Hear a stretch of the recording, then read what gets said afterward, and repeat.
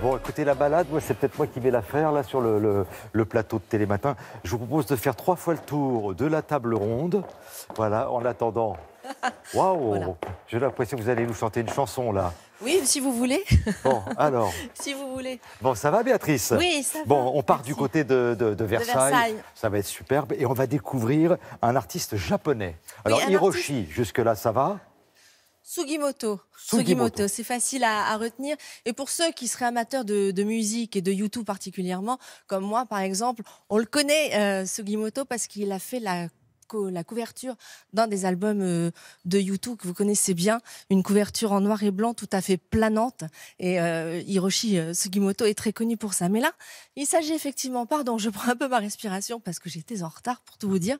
Donc j'ai un peu C'est un couru. photographe, hein? C'est un photographe, mais pas seulement, architecte aussi, et là qui a investi le château de Versailles. C'est pas une première au château de Versailles. Chaque année, d'ailleurs, nous on y va très régulièrement. Ils invitent un artiste contemporain. Et là, donc c'est le tour d'Hiroshi Sugimoto qui a investi. Ça, c'est nouveau aussi. Le petit Trianon et le grand Trianon. Avant, ça se passait plutôt du côté du château, hein, des grands jardins de Versailles. Là, c'est dans cette configuration un petit peu plus intimiste. Ça se passe en intérieur. Et en extérieur aussi, regardez.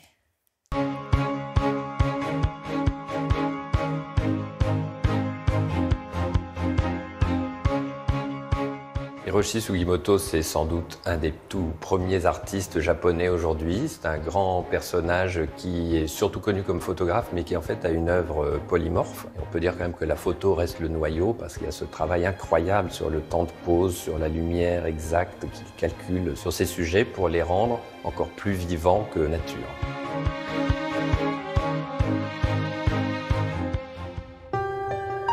L'effet très saisissant de ces images, c'est évidemment l'ambiguïté fondamentale qui est que ce ne sont pas des photographies de personnages vivants, mais de sculptures de cire. La royauté reste le critère ici. Lady Di se trouve dans la chapelle du Petit Trianon, à côté de la reine Elisabeth. Hirohito, Fidel Castro sont les petits clins d'œil ironiques de l'artiste qui parlent au fond d'une chose quand même plus générale, qui est le pouvoir, l'apparence. Ce sont des personnages qui ont énormément travaillé leur propre image. On a ce Dali qui a été un tel trafiquant d'images et surtout de sa propre image, et qui finalement apparaît à travers cette statue de cire sous une apparence que peut-être il ne contrôle pas complètement. On ne sait plus très bien où on est dans le temps, dans l'espace. C'est très troublant. Évidemment, c'est un artiste méditatif. Hein. Finalement, plus encore que la lumière, c'est sur le temps qu'il travaille.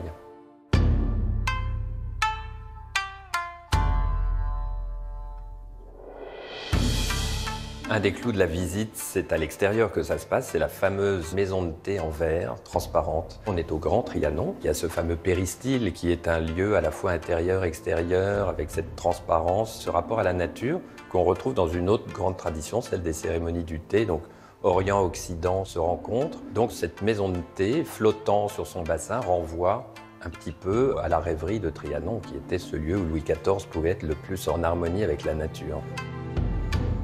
Il y a quelque chose qui est éternel à Versailles, et je crois que c'est d'ailleurs ce que Sugimoto a bien senti. C'est un lieu qui continue à exercer son rôle de symbole, de lieu de l'apparence et en même temps de la méditation. Donc l'art contemporain, je crois, pourrait difficilement être absent d'ici. Il ne l'a jamais vraiment été en réalité.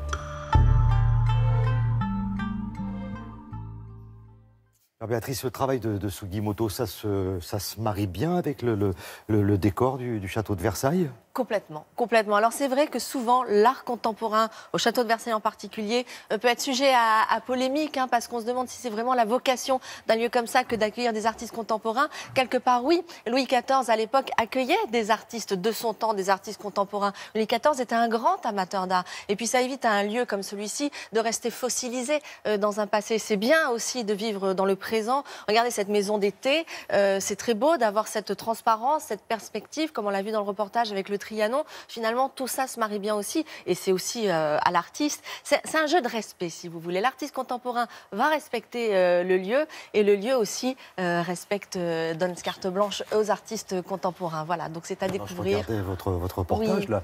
Il a photographié les plus grands, hein, Fidel Castro, Salvatore Dali. Salvatore Dali met des statues de cire et c'est ça qui est étonnant. C'est parce que effectivement, au premier coup d'œil, on a vraiment l'impression que les personnages sont réels. Il y a un tel travail sur la lumière, il y a un tel grain de la part de Sugimoto. Attention, hein, il est japonais. Hein, il ne faut pas oublier que les Japonais ont cette culture quand même de la minutie.